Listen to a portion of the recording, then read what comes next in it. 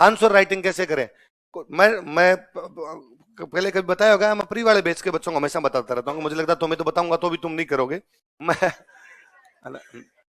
नहीं करते रहे तुम।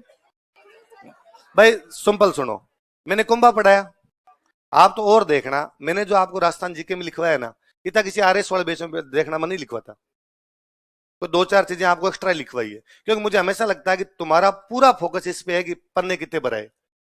तुम यदि इससे राजी रहते हो तो भरा यार, दो चार पन्ने और भरा है इनको, दो चार बातें इधर उधर की और लिखाई जाए। तो जैसे कुंभा, तो मैं जैसे आरएस वाले बेच में क्या करता हूँ, मैंने कुंभा पढ़ाया, तो कुंभा में पढ़ाया भाई कुंभा ने कहाँ कहाँ लड़ाइयां लड़ी, कुंभा ने क्या क्या किताबें लिखी कुंभा ने। फिर मैं उनको खुद को क्वेश्चन देता हूँ, क्वेश्चन देता हूँ कल लिख के लेना, कि कुंभा तत्कालीन भारत का सर्वश्रेष्ठ राजा था, उसकी राजनीतिक तथा सांस्कृतिक उपलब्धियों के आधार पर इस कथन का मूल्यांकन प्री में क्या करना होता है, याद करना होता है कि उसकी उपलब्धियां क्या क्या थी, मेंस में क्या करना होता है, लिखना होता है। अब वापस अपने को लिखना है कि कुंभा तत्कालीन भारत का सर्वश्रेष्ठ राजा था, उसकी राजनीतिक तथा सांस्कृतिक उपलब्धियों के आधार पर इस कथन का मूल्यांकन निम्न प्रकार से है। राजनीतिक उपलब्धियां लिख दो। अब यहाँ पर आपने सिंपल सिंपल पढ़ा। अब राजनीतिक में क्या क्या बातें होती है, राजनीतिक में एक होती है युद्ध, एक होती है संधि, दो ही चीज हो सकती है।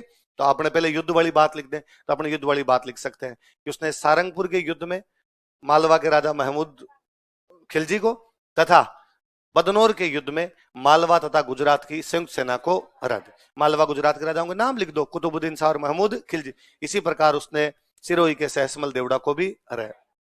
ये तो युद्ध वाली बात होगी। अब नीचे वापस लिख दो, और उसकी क्या है, युद्ध संधियों वाली टाइप की बात, तो हम लिख सकते हैं उसने मेवाड़ में रणमल के प्रभाव को समाप्त किया, रणमल का प्रभाव उसी टाइम समाप्त होता है, रणमल के प्रभाव को समाप्त किया तथा जोधा के साथ आंवल बावल की संधि करके अपनी कूटनीति का परिचय दिया। ये डिप्लोमेसी है ना, कि आपके ठीक पड़ोस में जो कि आपका रिश्तेदार है, उससे ज्यादा लंबी लड़ाई करनी नहीं, लड़ाई करनी, आपने इसको दोस्त बना लो, तो उसको क्या बना लिया, दोस्त।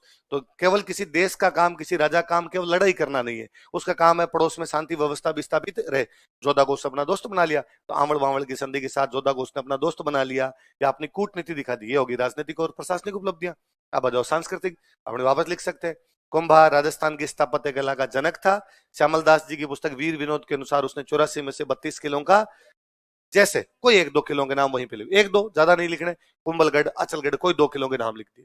इसी प्रकार वह एक अच्छा संगीतज्ञ था, तब वीणा बजाया करता था, उन्हें संगीत से संबंधित कई पुस्तकें लिखी थी, जैसे एक दो कोई किताब, सारी नहीं, कोई लिख दिया, संगीत राज लिख दिया, रसिक प्रिया लिख दिया, बस 2 नाम लिख दिए, संगीत राज और रसिक प्रिया लिख के छोड़ दिया। और वह कन्नड़, मराठी, संस्कृत तथा मेवाड़ी भाषाओं का ज्ञाता था तथा उसने इन भाषाओं में कई नाटकों की रचना, कोई 2 नाटक लिख दिए, मुरारी संगति लिख दिया, अतुल्य चातुरी, कोष्टक में उनकी किताबों के नाम लिख दिए। इसलिए उसे अभिनव भट्टाचार्य कहा जाता। संगीत के, वो संगीत के बारे में जानता है। आप ऊपर से जहां राजनीतिक लिखी वहीं लिखो कि उसने मालवा के सुल्तान को और गुजरात के सुल्तान को हराया, इसलिए उसे हिंदू सुल्तान कहा जाता है। उसने संगीत की इन उपलब्धियों के कारण उसे अभिनव भट्टाचार्य, नव्य भरत कहा जाता है। उसने अपने दरबार में अनेक साहित्यकारों को संरक्षण दिया, जैसे कोई 2 के नाम लिखो, मंडन का लिख दिया, गोविंद का लिख दिया, इसलिए उसे राणा रासो कहा जाता है। वह मेवाड़ का राजा था। मेवाड़ के राजा शिव मतावलंबी थे, क्योंकि भाई ये शिव जी की पूजा करते, एकलिंग जी को दीवान मानते। इसके बावजूद उसने अपना विजय स्तंभ भगवान विष्णु को समर्पित कर दिया था। उसने जैनों पर तीर्थ यात्रा कर समाप्त किया तथा जैनों के लिए भी अलग अलग मंदिर बनवाए थे। इस प्रकार वह एक धर्म सहिष्णु राजा था। यहाँ तक कि उसने विजय स्तंभ की तीसरी मंजिल में 9 बार अरबी भाषा में अल्लाह लिखवाया था। शिव जी का भक्त होने के बावजूद वह विष्णु भगवान को समर्पित करता है, इसलिए आदिवर और परम भागवत जैसी उपाधियां धारण करता है। ये बात होगी। इन सब उपलब्धियों के आधार पर हम कह सकते हैं कि कुंभा अपने समय का एक सर्वश्रेष्ठ। यहाँ केवल याद करते हो, वहां पे लिखनी है, और यकीन मानिए लिखी हुई चीजें लंबे टाइम तक याद रहती है ना। नॉर्मली भी तो आगे कहते हैं ना, लिख लिख के याद करना चाहिए, लिख, ये हो गया ना, लिख भी लिया, आंसर राइटिंग प्रैक्टिस भी हो गई, याद भी हो। पर आप वो उतना करते ही नहीं, क्योंकि आपने दिमाग में सोच लिया कि मुझे जब आरएस देना ही नहीं तो मेंस की तो बारी नहीं आएगी, बारी नहीं आएगी तो मैं लिखूंगा नहीं। एक भाई आपका लिख लिख के याद कर रहा है, इस चक्कर में वो मेंस भी दे लेता है, लिख लिख के याद के तो याद भी ज्यादा हो जाता है, तो इधर ऐसा ही वाले में भी तुमसे 5-7 नंबर ज्यादा लेता है।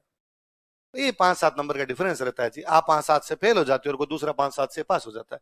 कोई ज्यादा ऐसा भी नहीं होता कि कोई बहुत अच्छा पढ़ने वाला बच्चा आप कभी नहीं सुनेंगे कि वो 50 नंबर से फेल हो गया, कि कट ऑफ 260 गई या 270 गई या 280 गई, और बहुत अच्छा पढ़ने वाला बच्चा था और सर उसके तो 150 ही है, नहीं, कभी नहीं होगा। बहुत अच्छा पढ़ने वाला बच्चा था, फिर भी फेल हुआ है। तो आप देखोगे मेरिट 260 गई थी, उसके 255 है, 254 है, 256 है, उतना सा मार्जिन रह रहा है। जो पास हो रहा है उसके 267 है, 268 है। वो 5-6 नंबर मेरिट के उधर है, आप 5-6 नंबर मेरिट के, 10-12 नंबर के डिफरेंस में सबके सिलेक्शन हो जाते हैं। तो सारी चीजें इसी प्रकार है। और कोई हमने पढ़ा पृथ्वीराज चौहान।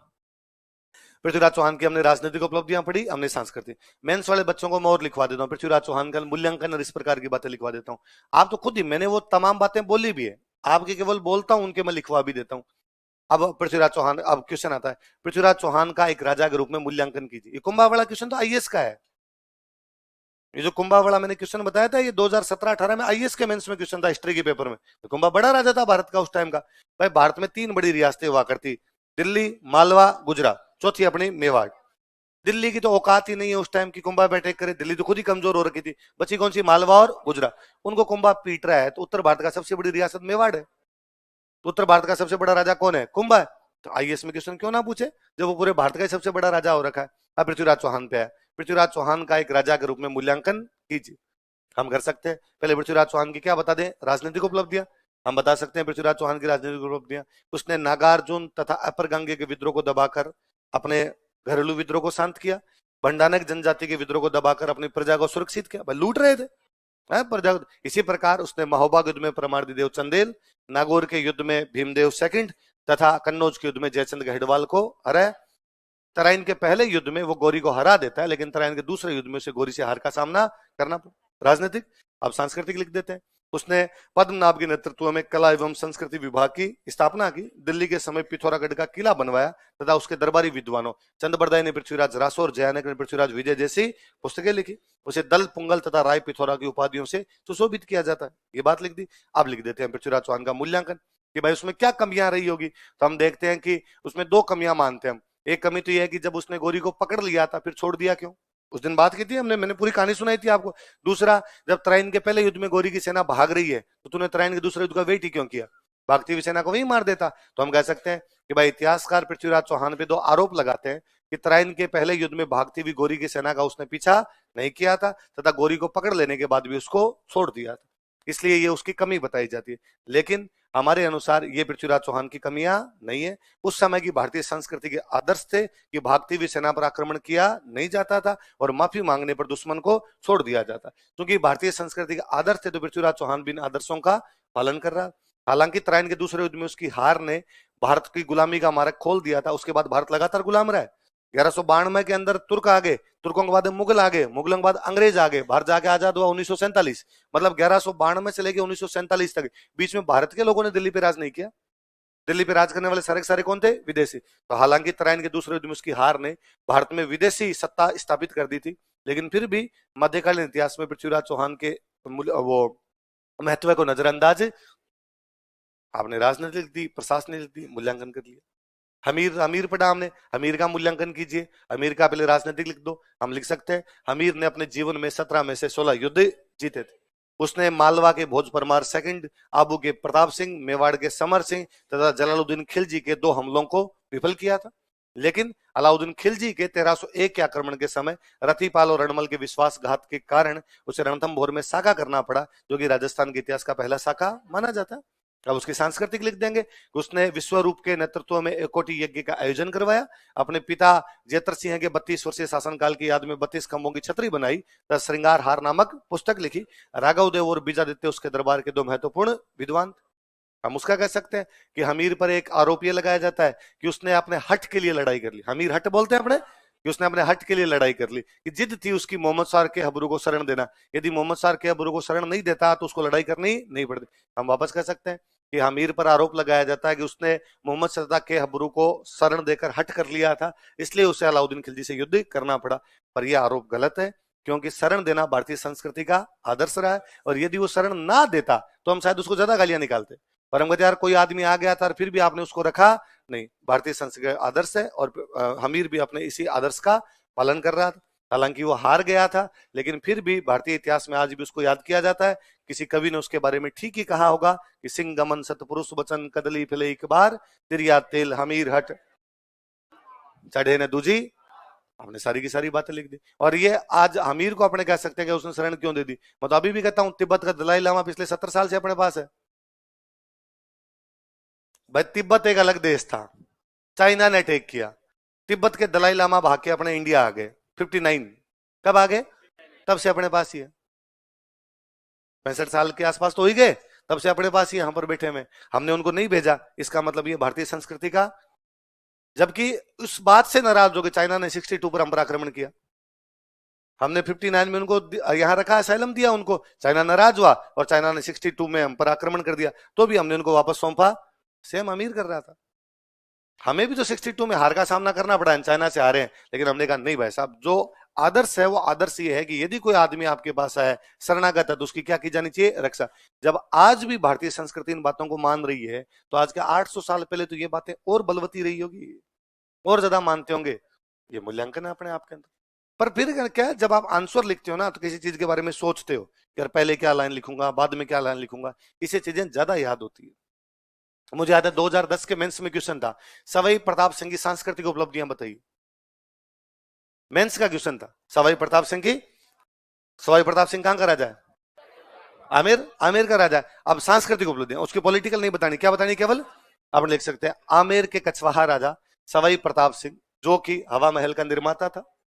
वह ब्रिज निधि नाम से कविताएं लिखता था, तथा उसने देवर्षि बृजपाल भट्ट के नेतृत्व में संगीत सम्मेलन का आयोजन करवाया, जिसमें राधा गोविंद संगीत सार नामक संगीत की पुस्तक है। उसके समय में आमेर की चित्रकला का स्वर्ण काल था, जिसका मुख्य चित्रकार लालचंद था, तथा उसने तमाशा लोकनाट्य के लिए महाराष्ट्र से बंशीधर भट्ट को बुलाया था। उसके दरबार के 22 विद्वानों को गंधर्व बाईसी या प्रताप बाईसी कहा जाता है, जिसके लिए उसने गुणजन खाना का निर्माण करा। जहां पर आप लिख रहे हो 22 विद्वान, वहीं पे एक दो विद्वानों के नाम लिख लो, चांद खान, गणपति, भारती, खूब सारे नाम पड़े, एक आधे किसी का नाम लिख दो, सारी बातें। वो की वो बातें जो आपको लिखाई थी, आपने याद की, मेंस कहता है कि उनको क्या कर लिया जाए। उसी 2010 में याद है मुझे क्वेश्चन था, तुंगा के युद्ध के बारे में आप क्या जानते हैं? दोनों क्वेश्चन पूछे 2010 के मेंस में, तुंगा का युद्ध 2 नंबर में, और ये इधर आपका प्रताप सिंह की सांस्कृतिक उपलब्धियां 4 नंबर में। तब बीच वाले क्वेश्चन हमारे 5 के नहीं आते थे, 4 के आया करते थे। अब तुंगा का, सिंपल एक बात बतानी, कब हुआ तुंगा का युद्ध? 1787। 1787 ईस्वी में जयपुर के राजा सवाई प्रताप सिंह तथा जोधपुर के राजा विजय सिंह की संयुक्त सेना ने मराठा सेनापति महाजी सिंधिया को हरा दिया। पर जब लिखते हो ना, तो चारों एक साथ याद आना चाहिए, वरना क्या होता है, अब तो आप याद करके, एक आपकी बड़ी गलत आदत है, सुधारना है इसको। आप क्या करते हो, चीजों को याद करते हो, फिर जब आपको एक सुना तो आपको तो ले पूछ ले, है ना, पूछ ले, तो वो एक एक पूछता है तुंगा का युद्ध कब हुआ? आपको तो 1787। तुंगा युद्ध में कौन कौन लड़े? आपको तो प्रताप सिंह। जोधपुर से कौन आया था? आपको तो विजय सिंह। किसको हराया था? आपको तो महाजी सिंधिया। ये कौन था? मराठा था। जीते कौन थे? प्रताप सिंह। अगला युद्ध कौन हुआ? पाटन का युद्ध। अब आपको ये कह दिया जाए एक साथ बोल दूंगा, तो आपके दिमाग में नहीं आता, आप अलग अलग सारी चीजें बोल देते हो, क्योंकि दिमाग जोड़ ही नहीं रहा है, क्योंकि आप दिमाग को प्रैक्टिस ही नहीं करवाते हो जोड़ने की। जबकि 4 बातें जो अलग अलग बोली हुई एक साथ है। 1787 में जयपुर का प्रताप सिंह, जोधपुर का विजय सिंह, मराठा सेनापति महाजी सिंधिया को जयपुर के निकट तुंगा में हरा देते हैं। पर आप इस प्रकार से एक लाइन के अंदर उनको नहीं सोचते। जब एक लाइन में सोचोगे, आंसर राइटिंग प्रैक्टिस करोगे, चीजें ज्यादा याद होगी, चीजें ज्यादा लंबे टाइम तक याद रहेगी, स्थायी रहेगी। यही तो चाहते हैं हम। ज्यादातर के आपके साथ कई बार आप नहीं कहते आगे, सर आगे आगे याद करते हैं, पीछे पीछे भूल जाते हैं। और होता ही सारे आदमी बोलते हैं, ऐसा नहीं कि आप बोलते हो। मैं कहता हूं, मैं एक आपको मान लो राजस्थान हिस्ट्री पढ़ा रहा हूँ, शाम वाले बेच में भी राजस्थान हिस्ट्री, दूसरे बेच में भी राजस्थान हिस्ट्री, और कल्चर नहीं चल रही किसी बेच में। अब हिस्ट्री पढ़ाते पढ़ाते महीना 1.5 महीना लगता है, अब 2 महीने बाद में किसी बेच में कल्चर पढ़ाने की बारी आती है, तो भी ऐसे लगता है कि यार भूल गए क्या, जबकि मुझे सेम चीजें पढ़ाते हुए 12 साल हो गए, हिस्ट्री में तो चेंज भी नहीं हो रहा। बाबूजी तेजाजी घोड़ी सेम ही है ना, फिर भी एक आधी लाइन पक्की ऊपर नीचे रह जाती है, कि एक आधी लाइन जो है यूं लिखाते लिखाते और बाद में याद यार यार एक लाइन भूल गया, वो भी दिमाग में कौन सी लाइन भूल गए, फिर दिमाग में आती अरे यार ये एक लाइन छोड़ दी, ये और लिखवानी है यहाँ पर। तो 2-3 महीने बाद ही होता है, जब एक आदमी की इतनी प्रैक्टिस है उसके बावजूद, आपने तो 1-2 बार पढ़ी, इसमें भी घबराने वाली कोई बात नहीं। पर जब आप लिख लिख के प्रैक्टिस करते हैं, आंसर राइटिंग करते हैं, दिमाग में सोचते हैं, तो फिर वो भूलना थोड़ा कम हो जाता है। भाई होता क्या नॉर्मली, कि नॉर्मली तो ये है कि चौथे दिन जब हम पढ़ रहे हैं तो पहले दिन बड़ा पूरा हिसाब हो जाता है, और जब हम ये खाली दिमाग से सोचते हैं कि पहले दिन क्या था, तो दिमाग ब्लैंक, कुछ भी समझ में नहीं आ रहा कि पहले दिन क्या पढ़ा था।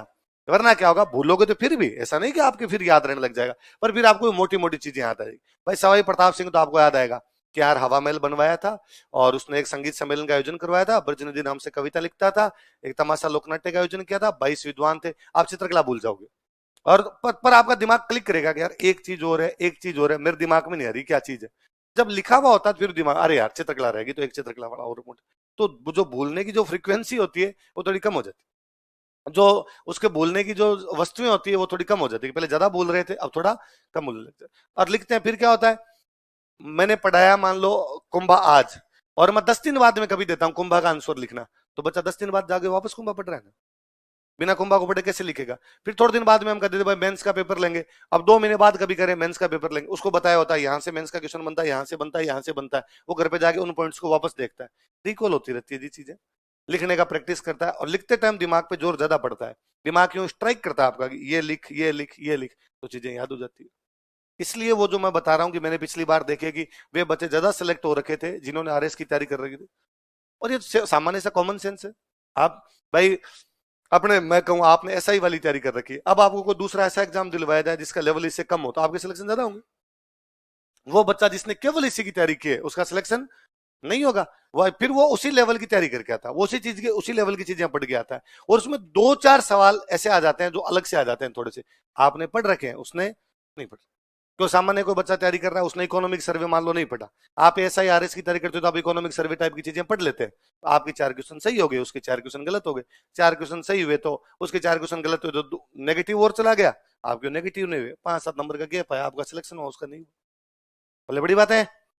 अब लिखो तो अपना